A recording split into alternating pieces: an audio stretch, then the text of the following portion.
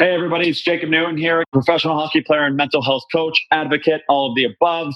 My good buddies over at Sports Epreneur and I did a podcast together about a year ago, and ever since then, we've been keeping in touch, creating content, podcasts now. So if anybody out there is interested in doing the same, having their own podcast or want some type of content creation, don't hesitate to reach out to those guys at Sports Epreneur. They are willing and able to help you out. And after listening, don't hesitate in leaving a review, and then you'll get much more access to all of my content across the Sports Epreneur platform. All right, here we go, baby. We got episode 2 of the RAV with JLN, Raw, Authentic, and Vulnerable with Jacob Leslie Newton. I got my good buddy and former mental health client, Brendan Valko, sitting here with me. Former hockey player himself. I'll obviously introduced him just now, but actually, you know what, buddy, you take over from there, and why don't you just let the people know again who you are, where you live, and a little bit about yourself. Yeah. So what's up, everybody? My name is Brendan Valko. I'm from Kitchener, Ontario. Played hockey for 20 years of my life. Started when I was 2. Played in Kitchener. Here growing up. Moved out to Toronto when I was in grade 10. Played there for Mississauga Senators for a year. Played prep hockey at a prep school. And then actually moved prep schools to another school at the Hill in Vaughan. And then from there, played Junior A for 3 years, 1 year in Ottawa for Ottawa Junior Senators, Pembroke Lumber Kings, and then moved back home to play for Markham Royals. And then my last year played for Kitchener Dutchman Junior B back home. So I've been playing for a couple of years now. I'm just a skills and skating development coach. Loving working with the kids, and living at home still. Nice. And how old are you, buddy? Oh, I'm 23. 23. Nice. So it's such a, again, such an honor for me to have you on here again. Like I mentioned earlier, we were working together. And for people out there, I think in the world, you look at personal training, you look at psychologists, and I feel like certainly personal training more, maybe in psychology as well, mental therapy, things like that. My goal with the people that I work with, and certainly with you, and I'm sure you can attest to this, wasn't to work with you for a year, wasn't to work with you for 2 years. If I felt you needed that, then of course we could have gone down that route. But I think it was only after 6 or 7 calls we had, maybe 8, that I just felt like, man, like, you get it. You're right there. You don't exactly need me.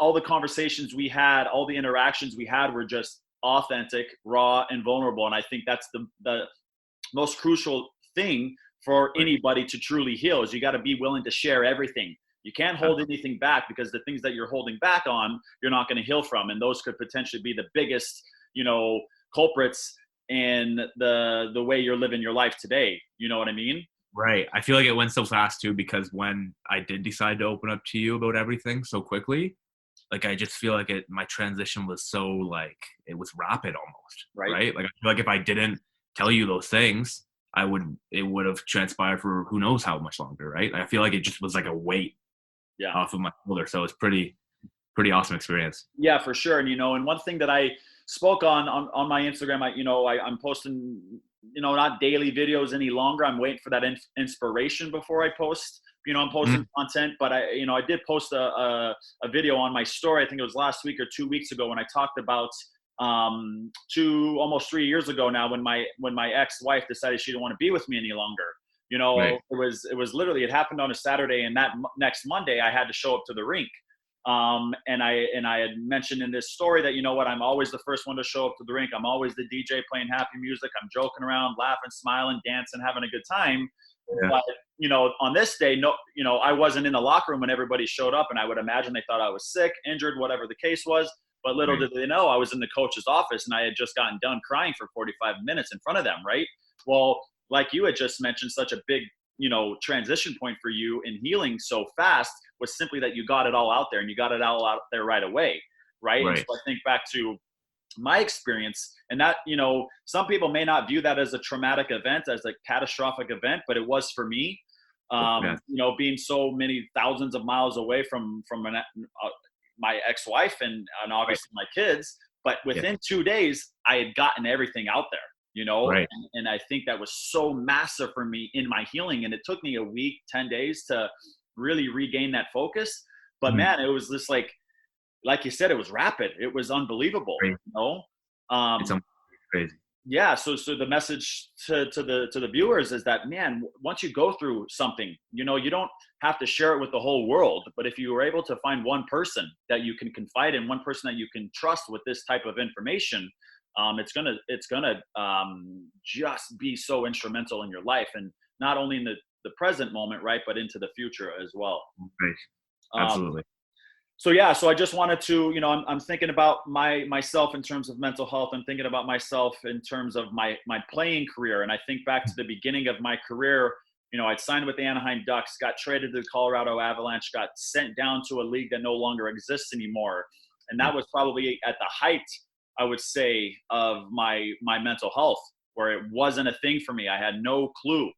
But I think back to if my mental health would have been a priority for me back then, potentially I could have stayed in the NHL, right? Or if I would have started at the age of 16, 17, 18, you know, I think we're starting to see more people are becoming more conscious at a much younger age.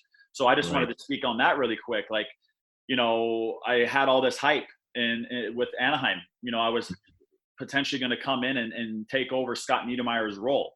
You know, what an incredible thing that was going to be, you know, but I wasn't prepared mentally to be anywhere near on the ice with these guys, you know? So I wanted to ask you if you think, you know, had you made your mental health more of a priority, you know, when you were in your junior days of playing, you know, at 16, 17, 18, that would have been at the forefront of your mind, do you think that could have had a potential positive impact on your playing days, and maybe you could have gone a little bit further with your career?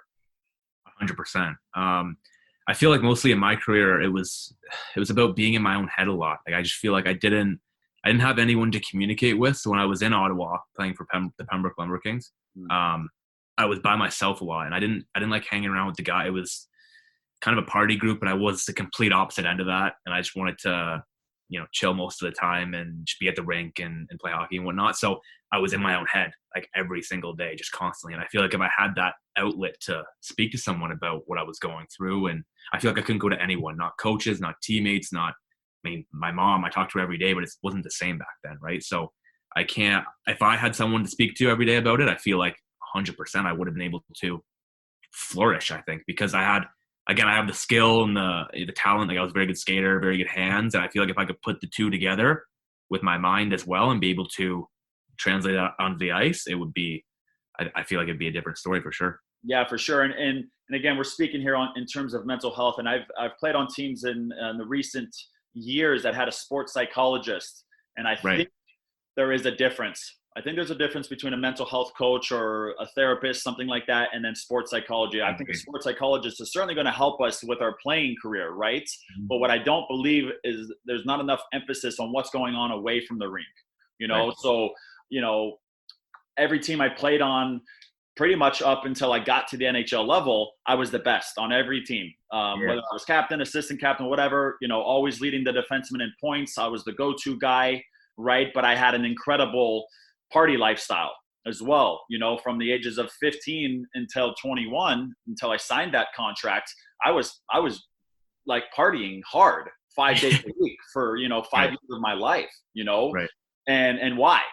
Not because I enjoyed it, because I was trying to suppress so many of my emotions. You know, I was going through some depression, some mood swings, you know, being away from my family at a point in my life where I needed so much love, you know, and I didn't have that outlet. I didn't have my mom or dad to go home to and give a hug, you know, so I resorted to alcohol and marijuana, you know, chewing tobacco, sex, you know, all different forms of suppression, you know, and so maybe you could touch on, you know, if you can think back to, again, your playing days, did you have, you know, having the level of awareness that you have now, were there any outlets for you in terms of like suppression, like outside of hockey, maybe things that you did away from the rink?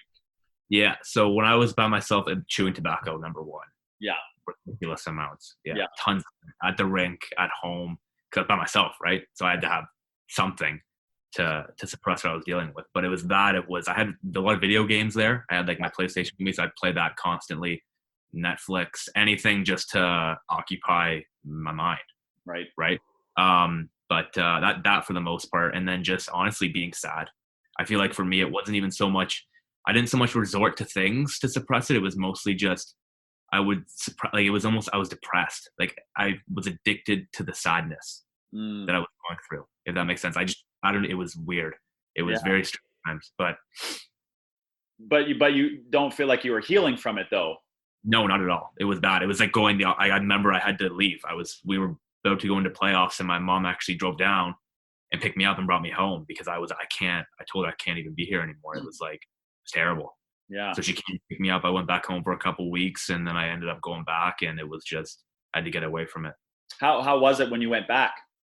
When I went back home, No. When you went back to the team. When I went back, yeah. Funny, actually, ironic. My roommate at the time had left and went away from the team too, and we lived together. And for the same not for the same reasons, but like the concept was we're struggling, right, mentally. So he left, and then I actually left right after. Came back. I feel like they were friendlier to me, but I felt like my whole career I was I was quiet, and I feel like a lot of people thought I was like, some kid that thought he was sick and didn't want to hang out with anyone. Meanwhile, I'm like probably one of the nicest people, and I didn't know how to communicate it. I didn't know how to talk. I was very shy. And being on the ice was my outlet, my reason. Only reason I was there to get on the ice. Yeah. So like when I went back, it was a little better, but it was still, nothing was resolved, right? It was just, it wasn't the same. How do you think potentially having, you had mentioned that you didn't say anything to your teammates or to your coaches, assistant coaches, anybody like that. Do you think it could have potentially been because, certainly back in the days, back then, this is only, 5 years ago, but I think in terms of mental health, we've come a long way in 5 years. I think back to my junior years, it's been, 15 years. We've come leaps and bounds from then.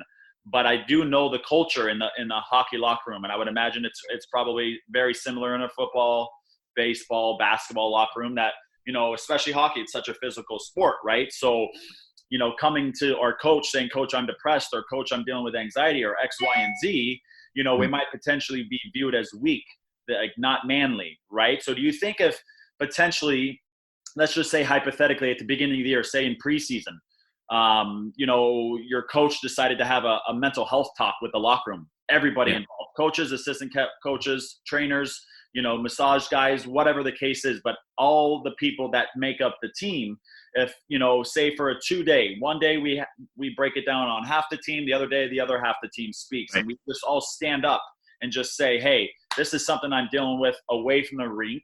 And I think through that, you're going to find a lot of very similar stories going on in the locker room. Now we're all kind of going through this together. And I think back again for myself, when I shared what I did with my team, almost 3 years ago, I had 17, 18 of them come up, give me a hug or put their hand on me and just say, hey, Jake, I don't know exactly what you're going through, but just know that I'm here for you. I love you. And now I felt like I had a team around me, a team of support, right? So do you think that it would have been a lot easier? Maybe you wouldn't have even had to go home that year, right? Because at the beginning of the year, you guys had this nice little talk. We view it as being weak, but it's the most strengthening thing that we can do is speak on our stuff, right? So had that happened, maybe you would have felt more like the coach's door was actually open for you to go in and talk to him. Do you think that could have had a significant impact on you? Yeah, I think 100%, I would have been terrified to begin with, first of all, to do that. But I think once I did it and everyone was doing it, I think I would have not only felt more open and be able to talk to all my teammates and whatnot, but I would have probably formed relationships with other people, right, who maybe were dealing with something similar that I was. Because I'd find one person and I'd be friends with them, and it was like that. Like I had one guy and that was it, and the rest were like acquaintances. So I feel like if I was able to open up and talk about what I was dealing with and someone else, maybe I could have made new friends. I probably wouldn't have had to go home because I would have been more comfortable, right? Yeah, more in the element and be able to just play hockey and do what we're there for, right? Yeah, exactly.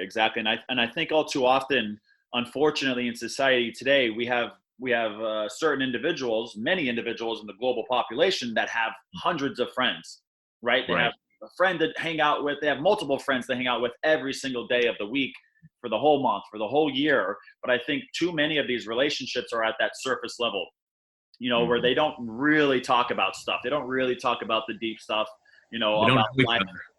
Say again? they don't really even know each other. Well, exactly, right? Right? So Like, again, they're talking about what's going on politically and what's going on in other parts of the world, the Kardashians and all this crap, yeah, right? That truly yeah, just for us as individuals, I just don't feel like really matters that much, And I think about again my own experience. Um, there's so much about my parents that I don't know that I've learned from family members that my parents have never directly told me. So you could essentially almost say that potentially I have a surface level relationship with my own parents, right? And I think to a certain level that can be pretty damaging to a person, sure. that we think we have these quote unquote friends, but if we were to bring them our stuff, right, share our stuff with them, then I think we're really going to be able to find out if they're our friends or not, right? Some people Very might fast. stay, be Right. comforting, reach that hand out, that arm out, that hug, and Mhm. some might flee away. But I think through that, you're going to find out who you want around and who you don't. And I think life will naturally take care of that. 100%. I know Um, I couldn't agree more. Absolutely. say that again. I couldn't agree more with you. It's 100%.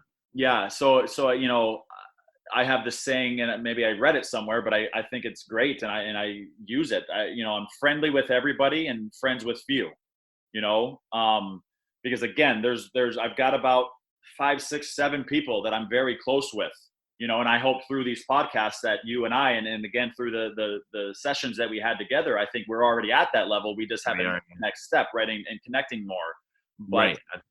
what I'm saying is that I've got 5, 6, 7 people in my life that I talk about real life stuff with. I don't, of Mhm. course I've got my buddies that I talk to hockey about, but my playing days are coming to an end. Mhm. And, I'm not interested in all this external crap. I want to talk about what bothers me, what triggers me, what makes me happy, what makes me sad, and Right. build some real lifelong friendships, Yeah. um, I and was don't, actually quickly. I was having a conversation with my mom the other day, and I was telling her how like I'm just completely not interested in having any surface level relationships anymore. Like mm, just the one. Obviously, they come and go every day, but like I want like that connection and that community, right? Like I feel like here I have my mom, yourself, a couple people, a handful, but I feel like the more we put ourselves out there online and social media, and we do these sorts of podcasts and things, that people are just going to naturally come into our lives yeah. and open up, right? Yeah, for sure, for sure. And how do you think, you had mentioned the work you're doing currently, working with little kids, clinics, Mhm. private lessons, working with teams.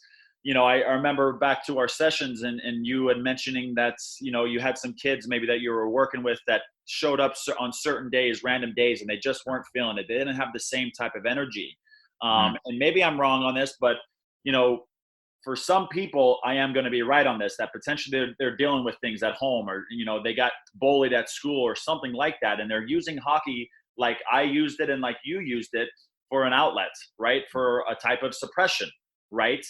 Do you think that being, again, at the level of awareness that you have currently with the more mental health approach, that it's going to change maybe the dynamics that you try to cultivate with the clients that you're working with the players?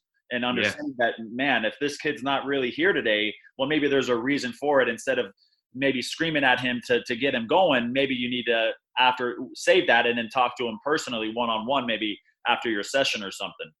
Yeah, absolutely. I feel like I actually, when did we talk about that? That was in the summer that I Yeah. was dealing with the one client of mine. But yeah, whenever I have a child who's like that, who comes and maybe one day they're super energetic, they're flying, doing really well, and the next they just don't want to be there. I mean, instead of yelling at them, I try to be I'm just present with them, Mm. and I just try to almost act as like a big brother or even a father in some cases if they're young, right? And just really just show that I care Mm. and that I love them. And I feel like when I do that, the response I get from them playing wise is like 10 times better than if I would have just come and just, be the hammer down and just yell at them. I feel like if I'm there as a brother or a fatherly figure and I'm just present with them, they flourish. I've seen it. Even the one I told you about, the difference is just crazy to see.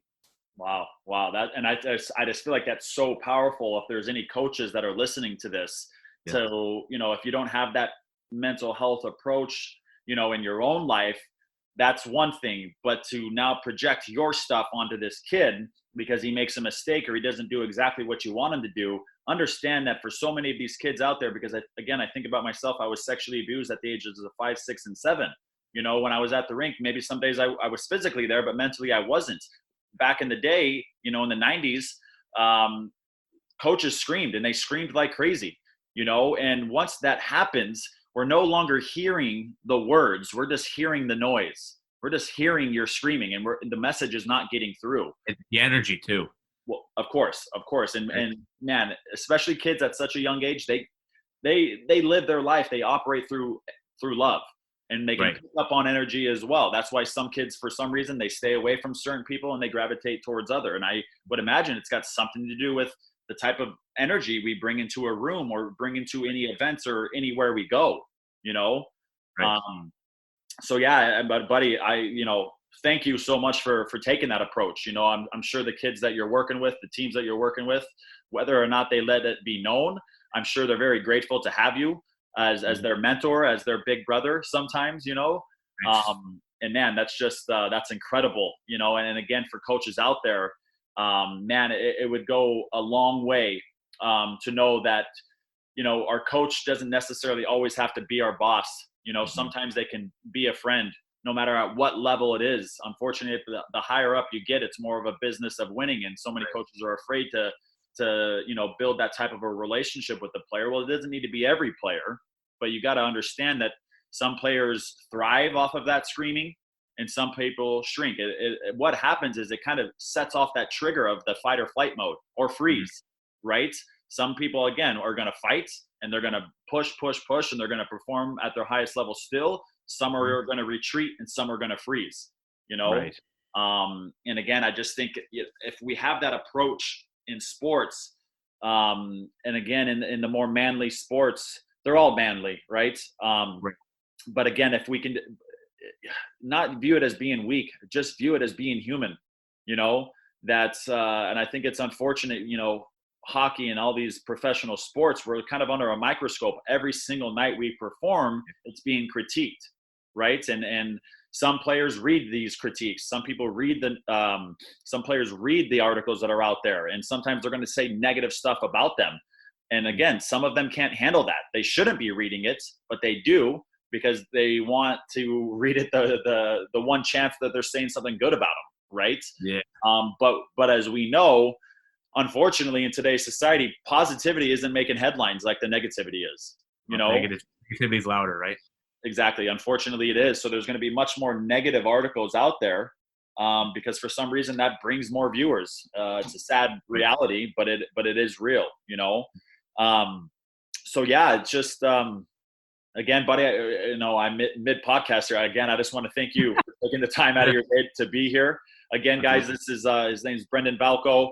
He was the very first client that I had in terms of mental health coaching, and just an incredible guy, incredible man, the modern man, I would say, you know, where we're not afraid to show our emotions, you know, talk about our real true feelings, you know, and we don't resort to forms of suppression any longer. We might, you know, go out for a night of drinking or with buddies or whatever the case is, but we're doing that because we enjoy it or because we want to go and have fun, not because we need to suppress certain things that we're feeling on the inside. Yeah, I'm trying to think of, I think that could actually be it. It was a lot. How far are we into this? Yeah, 25 minutes. Doesn't need to be longer or shorter. I think it was just perfect. So again, Brendan, thank you so much, buddy, for being on. And for everybody listening, this is episode number 2. I look forward to getting out many more episodes. When exactly they're going to be available, I don't know. But they are coming, baby, and they are coming in hot. This was RAV with JLN, Raw, Authentic, and Vulnerable with Jacob Leslie Newton. Brendan, again, thank you. And if there's anything you could say to leave the people with, maybe where they can find you on social media or any positive message, anything you wanted to say before I social media, Brendan Valko, Instagram, GSS Hockeys and Evolution Hockey Training are the 2 hockey programs I'm with. And something to leave you guys with, speak your truth. Be open, be vulnerable, speak it, and you watch how your world changes. It's crazy. Cool. Love that. Okay, everybody, thank you. We love you all and have a grateful day.